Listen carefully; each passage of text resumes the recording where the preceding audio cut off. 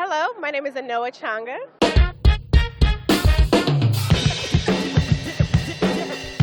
The Way with Anoa.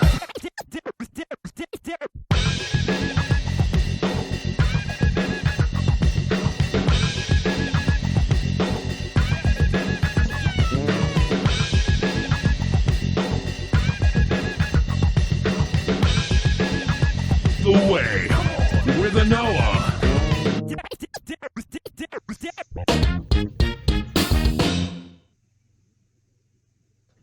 Good evening, everyone, and welcome to this edition of The Way with Anoa. Thank you so much for joining.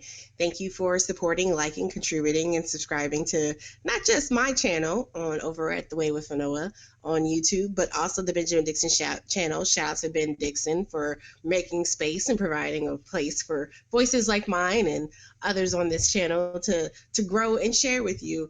Wow. So last night, debate. Did you laugh? Did you cry?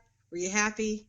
Call in. Definitely want to hear from you guys tonight. Haven't did phones in a while, but really want to hear from you.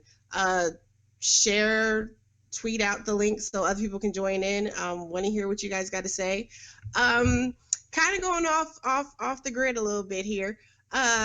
Today is actually the 5th anniversary of someone that I find very important. And no, I don't actually know this person, but I did see him in concert. Today is the 5th anniversary of J. Cole's debut album, Cole World.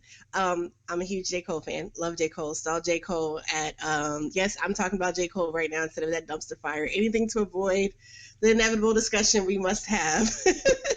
But no, I really think J. Cole is kind of symbolic for, our movement when we talk about independent broadcasters and production. J. Cole, even though he did come under Jay-Z and Rock Nation, I think it was like 2009, 2010, he really had to use a new wave of guerrilla marketing and strategy to really get his music out there. J. Cole has done things that other artists have never done before. Like he's gone platinum without, features. He's done all these unbelievable things and people be like, man, and he's still him. 5 years later, he's had all these hits. Like I said, he's gone platinum on several different songs. He's come so far from Forest Hill Drive. And he did it, being true to himself, sticking with his plan and sticking with his team. And I think that is so inspirational, like I said, for me as someone who's coming up in the ranks of the independent broadcast industry. I thought it was cool when I saw the little news alert today. I was like, oh, yeah, you know me. And then actually this Friday, I think it already came out in some cities, but Queen of Katwe is coming out, and that's the movie about the young woman from Uganda playing chess. And we all play. Well, my daughter doesn't really play chess, but the rest of us play chess. In my family, I'm pretty excited. My son actually did chess team for a while when we lived in West Virginia. So like competitive chess, like same as in the movie. So it's pretty exciting, and I'm really looking forward to see that. But what I thought was interesting was I saw someone on Twitter had put the promo. They put up the promo poster and they put up the old Lion King poster, and it's very similar, right? The depiction of the placement where they have people's faces and stuff is similar to the Lion King one, and even the shadows, the coloring used, it basically looks like Disney just recycled the Lion King, promotional poster for Queen Katwe. It's like, you guys, it's Africa, so you think you could just do the same thing, swap out the lions for people? I mean, I don't know. It just, I didn't think about it. I didn't really pay attention to any of the promotional stuff. I wanted to forget the fact that it was a Disney movie and enjoy it anyway. But yeah, so that's just my little foray into the pop culture stuff. If you are into comics and stuff like that, coming up soon on Netflix is Luke Cage. The actor's name is slipping in my tongue right now, but that is Lamont Bishop from The Good Wife. So he's a phenomenal actor. I love him, and I'm really the promo stuff so far. It looks really, really like a great series. And Netflix has been doing it. I don't know if any of you have gotten a chance to watch The Get Down. absolutely enjoyed the Get Down. I was a little bitter because I didn't realize there's only 6 episodes. Got to the end of the 6th episode, I'm like, wait a minute. If you're not familiar with the Get Down is a fictionalized story about the rise of hip hop. And it's like the end of the disco era, and then the rise of hip hop and rap in the Bronx. Focusing primarily on this neighborhood in the South Bronx and 5 friends. They Fantastic Four plus one more. The main character is a Black Puerto Rican young man, and he's a wordsmith. And his lady love, who his on and off again girlfriend. I won't tell you everything, but it's a cute story. These kids living in the hood, and it's so wild because this is the late 70s. I was growing up in Harlem in the Bronx in mid to late 80s. While it wasn't exactly the same, what I'm saying, there's so many similarities. I think that, and from talking to folks older than me who watch the show, it really captures the essence of Boogie Down back in those days. So it's a good series. If you haven't caught it yet, definitely check it out. It's the 6 episodes are on Netflix. I think the second part comes out in the springtime, and then we're still waiting to see what's going on with the season 2. Yeah, I'm doing my little social media, my little pop culture rundown right now, because we need some things sometimes to like make us smile and take a break from the rigmarole and the dumpster fire that is this presidential election. But just speaking of social media, pop culture type stuff, I keep saying social media, but pop culture. I think it was last week maybe or the week before. I talked about Colin Kaepernick has basically set off this wave of activism in terms of at least protests rather, with athletes. It's football season, so we've been primarily seeing it with football players. Now I was just reading an article earlier today saying that Carmello Anthony has reached out to Colin, and they've had some exchanges talking about basically how to kick it up a notch and take it to a next level. There was an article recently about how Colin had actually donated money to several organizations, which I thought was great. One of my criticisms was it's so great that everyone wants to speak out. It's so great that everyone wants to hold up their fists and take a knee, but we need more than words. Right? We need more than symbolic action. Like, symbolic action is not going to stop bullets.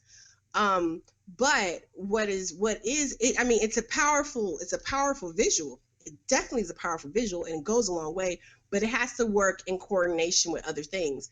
And so to see this meeting of the minds, possibly brewing with Colin, the NFL, the NBA, Colin, and Carmello. I mean, Carmello, Carmelo's awesome anyway. Carmello is an activist. Carmello has been active and engaged. He's been, down in Puerto Rico. I mean, Carmelo's been doing so much already, and he doesn't need to do it for the gram. No, I'm not taking digs at LeBron James. but I thought that was pretty cool, seeing the two of them, kind of the possibility. And I think that could set a new wave, because I really do think that, not that you owe us because you're famous. I mean, we buy your shoes, we buy your jerseys and stuff, but at the same time, there needs to be some type of accountability and acknowledgement that you are in a position of power, and you're on a certain stage that you can help elevate certain causes. And to see this younger cadre following in the footsteps of Muhammad Ali. I mean, not to say that they are Muhammad Ali, but that, that Muhammad Ali, John Carlos, that activist athlete vein. It's pretty, a lot of you look up to athletes and stuff like that, and it's pretty cool to see people put in, their action and their time where their knees are, so to speak, right? Like I said, I wasn't really a big fan of the whole kneeling thing. People are putting up the fist. Seeing some of the kids in different places, I think it's New Jersey Catholic schools, which are threatening kids that if they do protest, then they will be, reprimanded or suspended. Catholic school gets a little bit different, in terms of rules and regulations, but definitely if it's a public school, you can't interfere with speech, even if they're children. Children do have a right to free speech. My daughter and I just actually had this conversation. We've had a couple of walkouts down here. There have been some local protests and activism happening here in the Atlanta metro area, but there were 2 different schools in the area where there have been walkouts and other issues happening and stuff like that. And we were just talking about whether or not kids can actually do that. Do they have the right you do have the right to exercise free speech. How the school ends up handling it, it also requires parents to become active and involved to making sure that not only are kids exercising themselves in a safe and productive manner, but that it is actually being acknowledged and supported by the school system. Yeah, so that's just my little roundabout way to get down to the get down. Wanted to give a big thank you. I can't remember. I might have tweeted some of you before, but want to give a big thank you because I do have some Patreons because we're moving along. You know what I'm saying? Like I said, every week trying to improve. I'm a little tired from being up late. Several different of us, we stayed up late into debate coverage and commentary. I got to talk with Brian Becker of Loud and Clear over Radio Sputnik, along with Gloria Lariva of the Party for Socialism and Liberation, along with Bob. Sorry, Bob, I can't remember your last name, but Bob is the producer of Eugene Puryear's By Any Means Necessary. We had a really great conversation. I'll tweet that out, but definitely go check out. If you haven't already liked on Spreaker Loud and Clear, go check it out. Very good show, cutting edge news. I was joking with my producer David, too many appearances on Radio Sputnik might get me on one of those lists because it's the Russians. The Russians are after us. But have you ever asked Siri why fire engines are red? You should do that. That's hilarious. Because they're always rushing around, and the Russians were called the Reds. Random stuff. This is random mom brain right now. But I do want to thank everyone for your support thus far. Like, seriously, for those of you who do like, share, and add productive comments, it doesn't matter whether we agree or disagree. I really do appreciate the engagement. People who send me news stories, etc. on Twitter, email if you have ideas or thoughts for the show. Love to hear from you. Drop me a line, thewaywithanoa@gmail.com. Like I said, like last week, I interviewed Milton Davis from Working Washington. Once a viewer, now a production staff member, Andre Roberge, made that happen. So you too, if you would like to find out maybe if there's a way for you to be involved here at the Way with Anoa or as some other part of our conglomeration, definitely, check us out and see, what resources, what skills do you have? What can you add? What value can you add to the team? Because really, it's going to take us to really move the needle as we look forward to 2018 and 2020. Because like we saw last night with the debate, only the two quote unquote major party candidates made it onto the stage. Dr. Jill Stein, strategically did a Periscope during the debate. I think when I checked it, there was like 33,000 people watching her, something like that. And then she also did some follow-up stuff with Democracy Now! Democracy Now!, of course, cutting edge, leading the way in terms of making sure that strong progressive voice is out there, but they can't be the only ones. So that's why you need shows like mine, like Ben's, like Project Sanity, like the Louisa Project, like the things that we're trying to do here at Progressive Army. So I want to thank my Patreons. I have 7 of you. Yay, lucky 7. Ben gave me a boost of confidence, and he said in his first, I think it was 6 months, he didn't even get past like $15, $20. So I'm doing pretty good so far, he said. But shout out to Nyasha, John, Jamie, Stephen, and Melissa. Thank you all so much for contributing. If you too would like to get a shout out, become a Patreon of the Way. I can't do this without you, So if you want to call in, come on, call in. Patreon. My Patreon is patreon.com/thewaywithanoa. $1, $2, $5, $25 if you're really feeling frisky. Helps a whole lot. And I think it might have been Steven, but whoever it was, I did get a page like last week, I had the microphone, I had the issues with the sound. And my sound card is probably going on my computer, so I'm ordering another one tonight. Hopefully, fingers crossed. That should work out. But one of you did reach out and donated, a little bit more for the coffers right when that was happening during last week's show. So thank you for the love, thank you for the support, and yeah. So last night we had this debate. Yeah, I think I'm gonna push that off just a little bit longer. I got an email. Not an email. I got a tweet earlier about a story. Basically, uh, an ACLU lawsuit that has been going on in New York State about juveniles being left in solitary confinement for long periods of time. Definitely want to delve into this issue a little bit more, and if anyone knows anyone in that area that's been doing any work or nationally has been doing any work, definitely hit me up because I really would like to just because we need to start talking more. And I guess I'll kind of segue into debate now with this. We do need to start talking more and learning about what's going on. Because it's one thing to say, I want to see X do better, or our leaders need to be doing this. But we need to also know what's going on. We need to know who's already working on the ground. We need to know what the issues present are. And that's why we need to have conversations like, I try to have here on the way with people who are actually active and engaged in these different areas to kind of help inform us so we know where to donate our money, where to donate our time, where to write our letters, what the issues are. Like we can be a citizens lobby.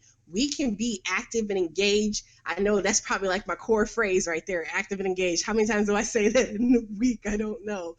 Trust me, my kids get tired because I say it to them too.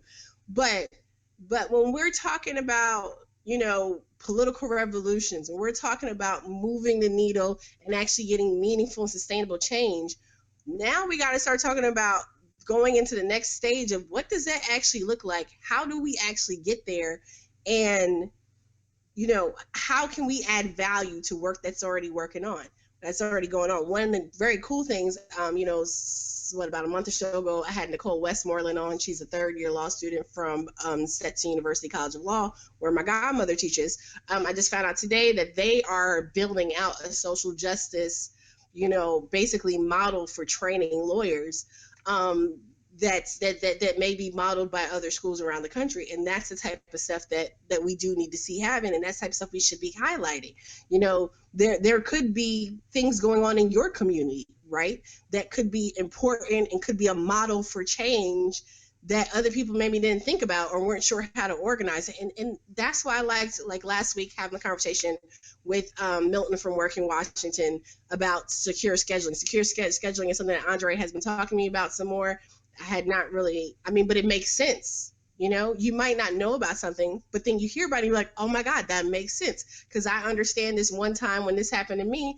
And I think we need to find ways to be relatable with each other, right?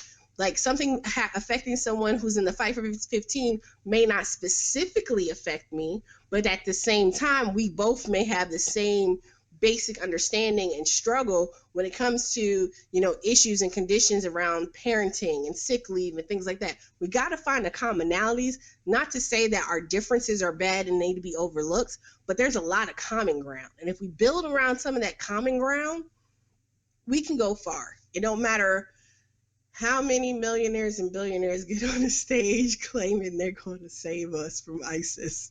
I just laughed so much last night. I actually sat here with a glass of red wine, sat here and I watched the debate. We tried to do a little coverage with Progressive Army through our blog, and then, Ben did coverage last night, so I won't drone on too much about it. But at the same time, I really do think that there are several instances. There's a lot of problems. We got a lot of problems, and it's not just the fact that we have people like Howard Dean, spending their day accusing Donald Trump of being a cokehead. We got a lot of problems. Like, there's a lot wrong with this election cycle. It is like one of those I feel like we're living a mockumentary, right? Shout out to Modern Family for coining the term. They probably didn't coin the term, but that's the most famous mockumentary I can think about. I really feel like this presidential election cycle has been a mockumentary about an election gone wrong, like Wag the Dog or some ridiculous movie. And last night's debate, there were points where, not points, Trump just sounded like a babbling damn idiot half the time. He had some moments of lucidity, right? Particularly, there were points where Hillary Clinton just left herself open for attack, and that's that hubris. To walk into, commentary about NAFTA, to say, NAFTA wasn't bad. And, the way she left certain questions, it seemed almost like, I had to go back and look at the transcript. I'm like, did she just concede a point? Did she just say NAFTA wasn't that bad? Like there were issues. And then of course, the TPP, she's been hedging on that a whole lot. We've seen different people say different things. Particularly, we most recently have seen Bill Clinton say, it makes sense. President supports it, blah, blah, blah. There are signs that she will go ahead and support it if she is president. But honestly, Trump is such a wild card. You don't know what the hell, he probably doesn't even know what the hell he's doing from moment to moment. So who's to say that if he was president, he wouldn't support it too? I mean, he says one thing, but he does the opposite.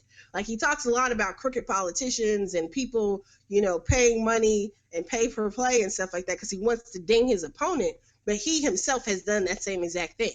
Last week I did a podcast with one of our viewers. Shout out to Dakota Schmidt, who writes, Big Ten basketball, Big Ten. But we talked about, Dakota's from Wisconsin. We talked about the John Doe papers that came out. The Guardian has some really hard hitting investigative journalism time. The Guardian, a writer with the Guardian broke that the Holman Square story wide open. Out in Chicago. I believe it might, I don't think it's the same writer, but similar circumstances in terms of Laquan McDonald, video cover up. You had some folks did the same thing in terms of the John Doe files in Wisconsin, and it was an investigation with several prosecutors involved, and actually the case is pending. SCOTUS is waiting to determine whether or not they're going to grant cert. Granted, cert means whether or not they're going to hear the case or not. So, but basically what happened was they were investigating the dark money that was being funneled. This is that post-Citizen United world that Bernie Sanders and others have been talking, Zephyr Teachout, other people have been talking so much about. You have some third party that's unregulated, that's not responsible to anyone, and you can just donate money and funnel money and do whatever, and then that money gets somehow not funneled but spent on behalf of candidates. And when they were talking about how it's Scott Walker, current Wisconsin governor, who is also Donald Trump's debate partner apparently, but Scott Walker, and his it was, I forget what it's called, it's Wisconsin Action Fund or something similar like that. But basically how they went all around the country getting money from all the rich of the rich, Carl Icahn, the CEO of Menards, just all these different people, Donald Trump, to donate for that recall effort that we saw in 2011, and how this is an example of how even with the best organizing, when you have that unchecked, unfettered dollar access going into elections, it can tip the scale. It can untip the scale against the people. And it didn't just benefit Scott Walker, it benefited a whole host of down ballot Republicans that were facing similar situations in terms of the recall. So, Donald Trump talks out of both sides of his mouth. He says a whole bunch of stuff. Is Donald Trump a racist? I really have no clue. I mean, there are quite a few people out there who are, acting like they're the patron saint of the NAACP, but we see Sterling was a prime example in LA, right? Sterling was even given an award by the NAACP, and yet he would let off a tirade, make your grandma cover her ears. So, there's a difference. There are people who know how to behave themselves in public, and they can put on the show for the sake of getting along. They get along to get along. You know what I'm saying? And then there are people like Donald Trump who just run their damn mouth and do and say whatever. And actually, because of where he's at, he's getting along to get along too. He's doing what works for the base that has already exists within the Republican Party. And so when people talk about, this election has normalized white supremacy, America normalized white supremacy. White supremacy was normalized at the inception of this country. Does that mean that by saying that all white people are bad? No, of course not. But at the same time, there's been a system of racialized oppression that has been instituted in this country at its inception. It's codified. It is written into the Constitution itself, which is a living, breathing document. We can add on all these other amendments and statements and flowery whatever, but that logic, especially when you look 200 some odd years down the line at Supreme Court cases in terms of police cases involving police and the rationale and legitimacy that certain Supreme Court justices will give to allow police officers to just outright discriminate because it's all in fair and love and war and criminal procedure. I mean, we got there's a lot going on, and so there was a lot that was missed. I was waiting for the portion last night when they were going to talk about race, and Hillary Clinton has very well rehearsed talking points about race, but that is all they are until we see better. Our talking points, they have been very carefully crafted, they have been very carefully worded. She says the right stuff, just like she knows, okay, it's great that private prisons are going. But remember, last fall, she was being protested and interrupted for having money bundlers that were investing in private prisons. Right? This is not even a whole year ago. So, I mean, she has been pushed to the point where she's at. Now, whether or not she actually follows through and does anything is a whole nother story. But here's the thing. It's not enough to just say you have to do something. We have to be very clear of what language should be used. While everyone, I love Ben, but Ben included, is pulling apart Donald Trump on this whole stop and frisk BS. That's what it is BS. Because like Giuliani, and this is not an incorrect statement. Stop and frisk, right? Some variation, it may not be called that other places, but some variation of it happens, and it's permitted to happen. It does happen. So let's stop pretending like we live in some great world where our civil liberties are intact and somehow Donald Trump is going to come in and make them go away. It already does happen. Like, I don't agree with Giuliani. I don't agree with the policy and the practice because it still even happens in New York. It does not happen anywhere near the level that it happened. I think 2011 or whatever was like the high point of stop and frisk in New York, but it does happen. The practice itself was never declared illegal. What was declared unconstitutional was the way in which it was used in targeting Black and Latino, predominantly men in New York City. That is the part that was considered unconstitutional. The stopping people itself, that's a whole nother conversation. So this whole fear of what Donald Trump is going to do and stop and frisk and he's going to do this, the police already do it. That is why we have these issues with extrajudicial murders. Police already got unchecked behavior. Donald Trump is not going to come in and do anything extra that's not already happening. We need to stop with these rosy liberal blinders and look at the real world and what's going on. This is why Hillary Clinton's conversation on this topic, her points about respect the law and the law respect you. Huh? Philando Castile was doing what he was supposed to do, being respectful, did not do anything wrong, but he should have been respectful. Like, this respectability thing, like having respect be some litmus test to whether or not someone will get killed is asinine. Because the issue is not that you didn't respect someone, therefore you get killed. That's not legally sufficient. That's not justifiable. It should not be justifiable because cops do not have the right to just shoot and kill people because they weren't listening. Can I just beat the dog mess out of my kid because they weren't listening? No. One of you might call the people on me and my kids will get taken away. I might lose my bar license over some nonsense like that. We all have repercussions. We all have consequences. Except when we come to cops, because she's trying to get that cop vote. Now, see, she wasn't going to go after the Fraternal Order of Police directly because we've already seen how inflammatory they have been. But she's still going to try and get that cop vote. So you got to talk law and order without being on stage saying law and order. I am the law. Dude, this ain't Judge Dredd. Like I'm listening to Donald Trump, right, talk, and I'm like, this is like a bad, 80s, early 90s B movie. This is like a Sylvester Stallone movie or something. I am the law. Like, come on, dude. This is not Judge Dredd. Like, you are a buffoon, and honest. I'm gonna be honest with everybody. Like, we can say like Hillary's a disaster, Hillary's this, Hillary's that, but Donald Trump's incompetence and buffoonery, this is peak white privilege on that stage last night. It absolutely boggles my mind. And as great as Hillary Clinton is supposed to be, the fact that she is barely scratching the surface against him should scare the bejesus out of people who support her. And don't call me up like, well, Anoa, you should use your voice. No, I'm not using my voice to advocate for anybody. You know who I might advocate for? Gloria Lariva. I got to be on the phone with her last night. That sister is bad. Ooh, I'm going to have to email her and see if I can get her on the show. Like, I understand when people get worried about whether or not Donald Trump is going to get in because people are not voting for Hillary Clinton, right? I understand why in your mind that makes sense. But we're never, ever, ever going to break this cycle if we keep repeating the same damn thing over and over again. It's broken. We're not going to fix it this way. It's not going to happen. Like, for real. They both got a similar position towards Israel.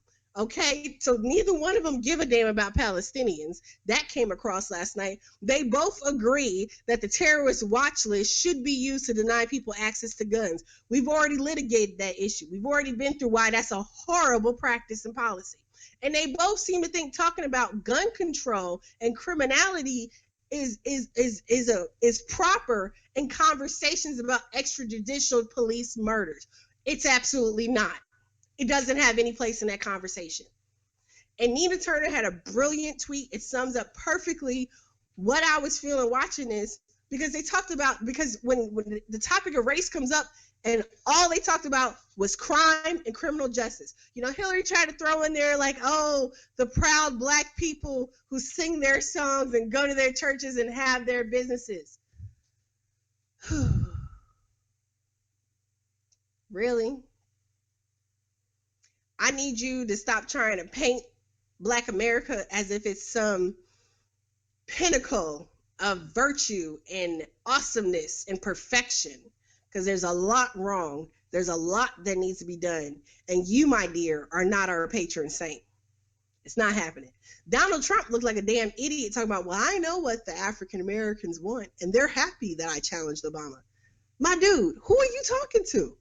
Like, seriously, why? Who do you even talk to? There's actually a sister, I wrote her name down. She was on, shout out to Stella Harrington. She shared a post, a clip of this woman who is the head of Trump's like diversity council or something like that. Black woman out in Chicago. There may not be a lot of them, but there are. We heard a sister that called in the Ben show last night.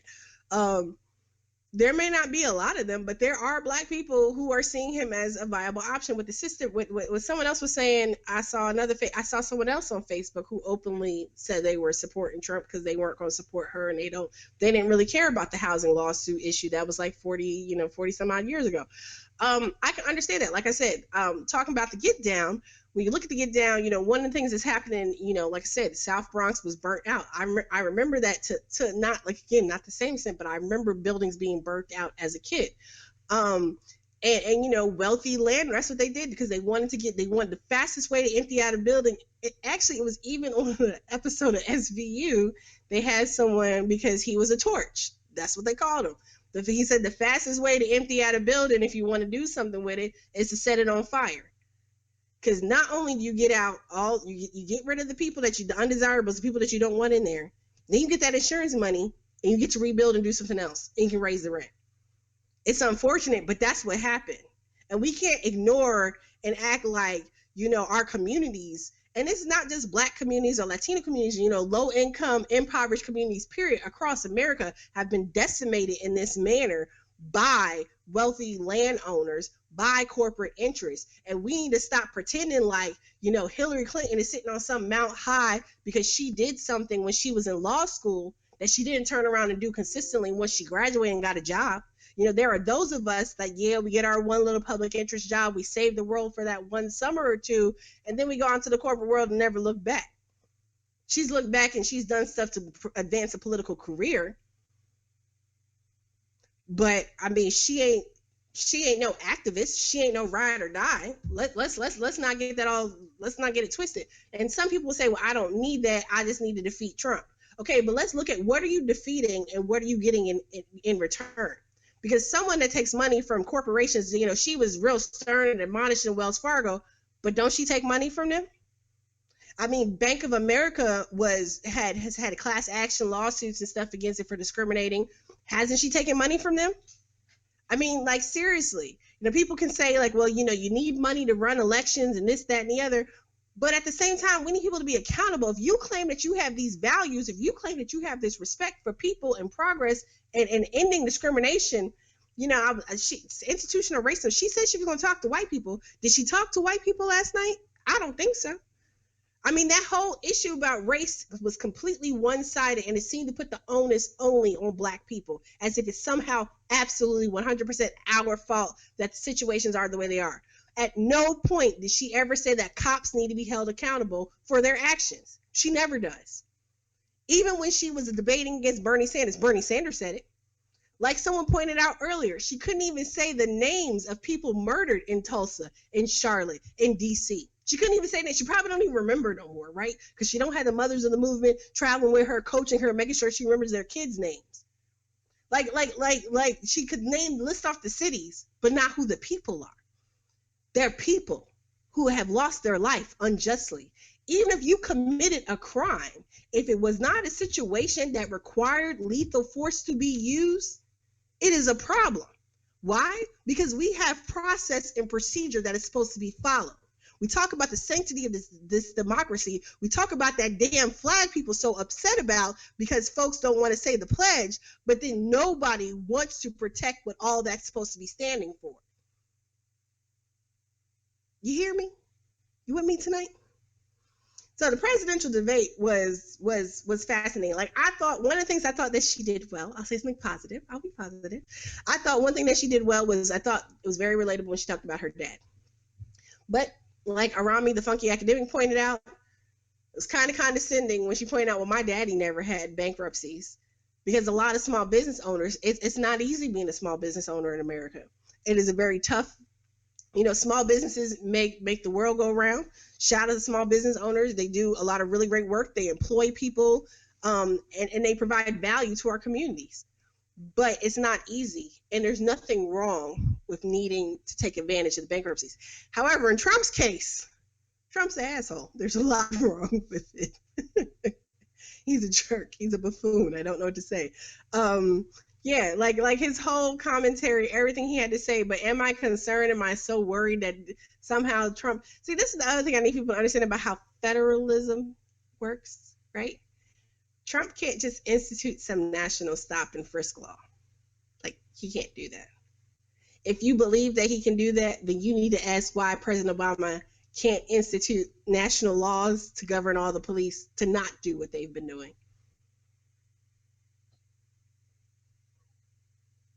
People are so focused on what Trump is going to do or not do, or what Hillary's going to do and not do. Are you paying attention to the attempts for like Blue Lives Matter laws, for example, happening at the local level in your community? Because a lot of this stuff that is affecting us, a lot of the things, the issues, we see Charlotte, we see Chicago, we see it's common for cops to disable their cameras or to not enable them at all. Or there's some glitch. The young brother that was just killed, motorcycle. See, I just finished getting on Hillary Clinton for not remembering people's names, and I can't either. But this is not my full-time job, running for office and making these arguments, But there's no excuse, and I need to do better. If I'm going to hold her to a certain standard, then I need to be able to meet it myself. But young brother was just killed by a cop in D.C. He was a motorcyclist. I believe it was a traffic stop, and he hit. We have a caller. Yay! Hi, caller. What's your name? Where are you calling from? And what's your question or comment?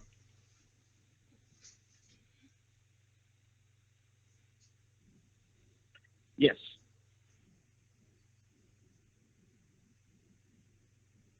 Oh, I don't hear Anoa, but my name is Benjamin Dixon, and I can't hear you, Anoa, but I'm enjoying the show. I don't get a chance to watch you often because I'm like dead smack in the middle of prepping for my show, but I just wanted to call in because you're really speaking the truth on the debate from last night, and with just the different angles that you could really dissect it from. So I appreciate you doing that. And I'm calling to see if you want to come on my show tonight. So yeah, tell him yes. Last minute request. We're going live in about 15 minutes, and I know we had a problem with your microphone last night, so I would love to have you to stay on and come over to the Benjamin Dixon Show tonight. So I can't hear you, but I'm assuming that you can hear me. I can hear him. So keep doing what you're doing. Love the work, and I've enjoyed everything you've done so far tonight. I appreciate you, Ben. Yay. And so, you know what? See, seriously, I must be doing okay tonight for Ben to stop what he's doing for prepping for his show to come on in and say hi. But you guys, like, come on now. You guys got to start calling in and talking to me, right? Because this got to be a two-way thing. I can't just be sitting here ranting and being an angry black woman at you. That might be entertaining for some of y'all. I really don't know. But Ben stopped me. But no, but Ben's point has been, if you have followed his conversation, that comparing Hillary Clinton and Donald Trump, and I agree, she does speak well. But the problem I really do is everyone's like, can you hold her to the fire? Can you hold her accountable? A lot of what needs to be done, as we have seen, needs to be done through congressional representatives, needs to be done at the state and local level. A lot of what we need achieved is not going to come from any president. If it didn't come from Barack Obama, it's not going to come from any of them. I don't care what Michael Eric Dyson says about her being better on race. That's a damn lie. If you have not seen that piece and don't know what I'm referring to, there was a piece in the New Republican. They are the New Republicans, right? In the New Republic, back in November, December, Michael Eric Dyson wrote a piece about how Hillary Clinton was better on race than Obama. Not Bernie Sanders, who she was running against, because this is when they were trying to act like Bernie Sanders didn't even exist, but Barack Obama, and the whole piece is total horse crap. She absolutely misunderstands so much about race, as I've said before. It's very clear on her commentary when she talks about Abraham Lincoln and Reconstruction, etc. She does not understand that. She doesn't understand. So I don't know how she's not the white person we need talking to white people about race. We need Tim Wise. We need Jane Elliott. We need people like that talking about race. We don't need Hillary Clinton talking. Matter of fact, they probably need to sit down and have some sessions with her so she can talk about it better than what she does. It was really, really interesting. Also, Trump is a punk.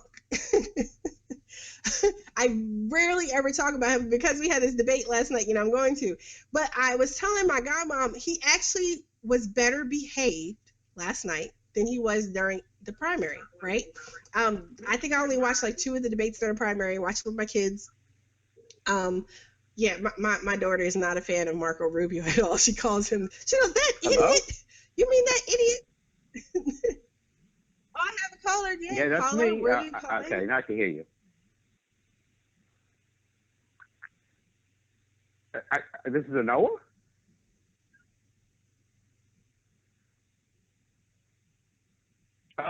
Well, this is Umar from Brooklyn, and I want to comment on the debate. Umar!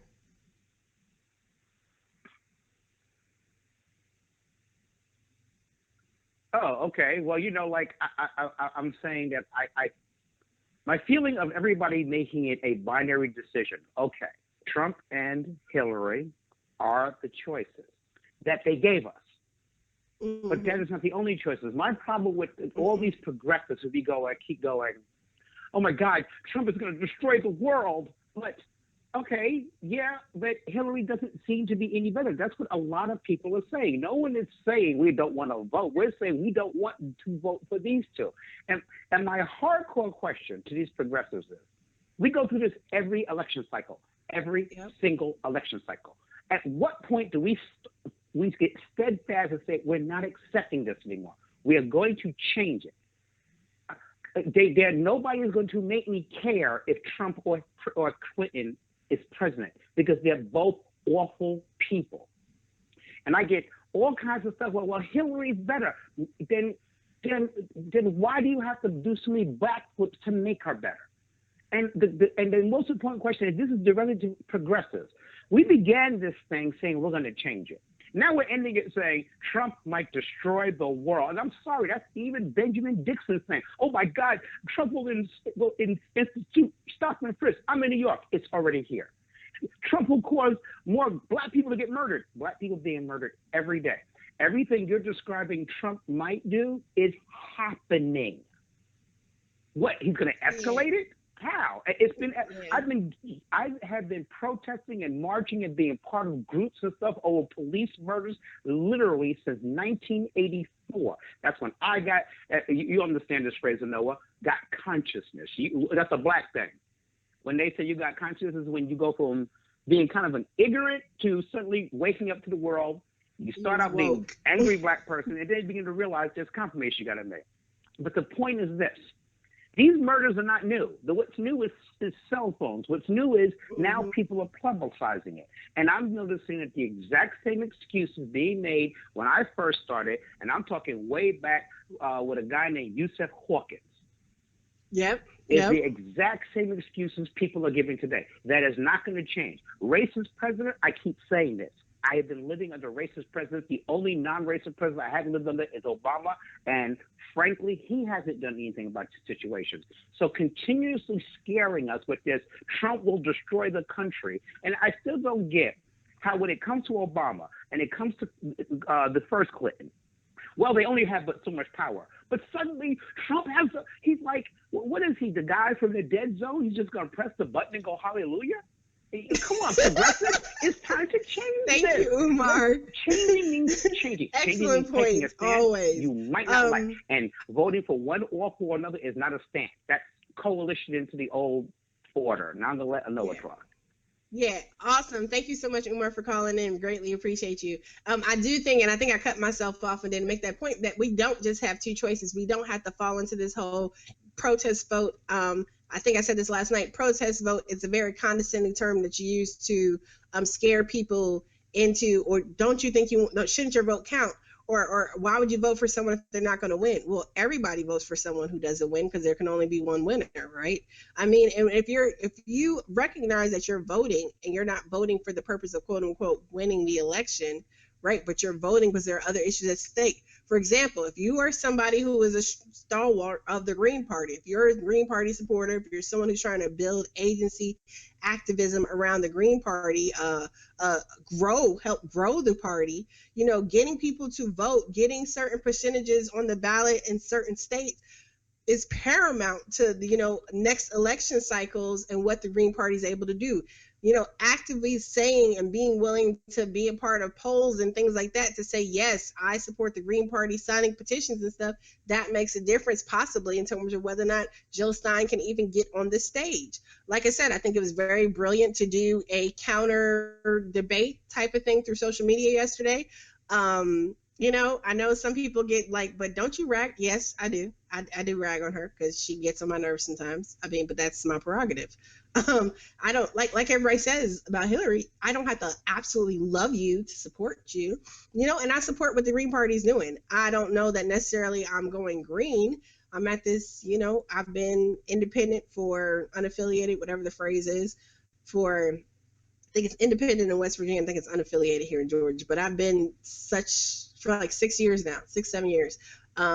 So, and I like staying that way, but I think that we need to look at what all our options are. I'd love to see, the Party for Socialism and Liberation, grow, Workers' World Party grow, and reach more people, because we need to have these entities that help bridge us across issues, right? Like the Lamont Lilly ticket, they talk a lot about Monica Moore. Moore and Lilly, not Lamont Lilly. Lamont Lilly is Monica Moore's VP, but they are the Workers' World Party ticket. And one of the things they've talked about is the fact that it is a moral imperative to fight against Trump. But that is combating the vestiges of racism and institutionalized oppression wherever it is lays, actually doing that work. That is combating the Trump effect, not specifically supporting Hillary Clinton. Because here's the thing, and pundits have ever said this, there are pieces about it, those quote unquote people, those deplorable people or whatever, they're not going away. They've always been here. They've been raised and bred to be the way they are. They're raising and breeding another generation. It's not happening. And not all of quote unquote those people are all Trump supporters, because like I've said before, my daughter goes to school with the heathen children of liberal Democrats, and they can be just as racist as they want to be. So it's not racism, and I've said this during the primary cycle, racism is not something that's only on the right. It happens on the left too. And what we need to be doing is addressing these issues where they stand, and not just fixating on certain particular people or ideas as if that's the end all be all going to resolve it. Donald Trump who came of age in the 60s and 70s is not the reason why we have racism and other deplorable practices in this country today. Again, that was started when certain people's ancestors brought the rest of us over here on boats and stole the land from the Native Americans. Like, we can't just act like all of a sudden this is because of Trump. Like, all of a sudden this is just because of Republicans. Democrats have been racist too. It's silly to act like there's anything different. Democrats brought us racist welfare reform with stereotypes depicting black women as these ghetto lazy welfare queens that needed to be controlled because they were hypersexualized and just kept having babies for food stamps. Like, that's just the dumbest damn concept I've ever heard. Who has anyone ever had food stamps before? It's not even like you're getting that much money to be getting pregnant to get food stamps. Like, that's just the dumbest concept ever. Like, I could go on and on about that, but the presidential debate, there was a lot. It was wanting, but it did not cover very pertinent topics. Like I said, the topic of race was totally not addressed. As Nina Turner, I'm with Nina. If I'm with her, it is Nina and Carmello and Zephyr. You know what I'm saying? There are several hers that I'm with. And Nina is definitely at the top of that list. Yeah, so stay tuned and check out, because we have more to come. Benjamin Dixon Show is coming up next. But Nina Turner, she had a tweet, and it was just basically like there was no conversation about poverty, about education, about housing, infrastructure development. She listed off all these things that were completely left out of the conversation. They were too busy taking digs and jabs at each other, to talk to the American people. They kind of talked to you a little bit. They kind of talked around you. They talked over you. They talked through you. But they were too busy trying to like one up each other versus actually put something meaningful on the table. And that's a real problem. I mean, that's a real problem. Like, it's very sad. It's very depressing watching this election cycle. I mean, this moral imperative to quote unquote win. I mean, what are you winning? What are you winning exactly? But yeah, Nina Turner, she's brilliant. I mean, she's just brilliant. Like, she's been on the news recently. She has talked about being a mother of a black police officer, and still, the concerns and stuff about his safety, and not necessarily from that Blue Lives Matter standpoint, but just from the safety that she's still the mother of a black man in America. There's some old stories circling, but there have been many instances where and I think between Chicago and New York, there have been a couple of instances where white cops have shot and killed off-duty black cops because they didn't realize they were police officers. Like, in those cases, don't get justice either. But it's and this is why the intricacies, the depth of this topic and conversation is why I'm not very impressed with T.I.'s video. If you haven't got to check out Warzone, good song, but I think the concept behind the video, making everybody black, white, vice versa, it doesn't send the message home the same way to the people who really need to get the message. But there was a lot left out. There was no discussion of abortion. They talked about, the middle class and taxes, but we don't even have a middle class anymore as once was. And what the hell is Hillary's debt-free college stuff she keeps talking about? Like, abortion was not discussed at all. Choice is under attack. I know when Umar said, Hillary, that is one area where people would have some concern. And we're talking about, but we need to talk about abortion, not just in terms of access to getting the abortion itself, but it is a social justice. It is economic. It's a health issue. It encompasses so many different areas, and we need to have a more broad-based, really need to have a reproductive justice way of talking about abortion and other health. We didn't talk about healthcare. I mean, there was so much that needs to be talked about that was not talked about. So anyway, I am wrapping up. I'm getting off. I will be back apparently because Ben has summoned me for the big show. Thank you guys so much for tuning in again. Give what you can, do what you can. Check me out, patreon.com, The Way with Anoa. Check out the website. I always have other podcasts, 2 other podcasts at least up a week. And there's more to come. We are working, we're building, we're growing, and talk to you guys later. Peace. Oh, tea time. I completely forgot. So I did not get to do it. I wasn't feeling well last week, but tea time. So I came with the idea to do tea time with No. on Thursdays. So I'm going to probably do it like just a little 25 minutes, just a little short on Thursdays ahead of the Project Sanity and Ben, to kind of just bring you some tea, some truth, with No. That's me. So anyway, I'll see you guys Thursday. Have a good evening. Bye.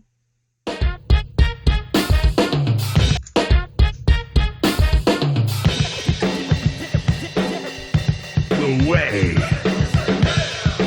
with Anoa.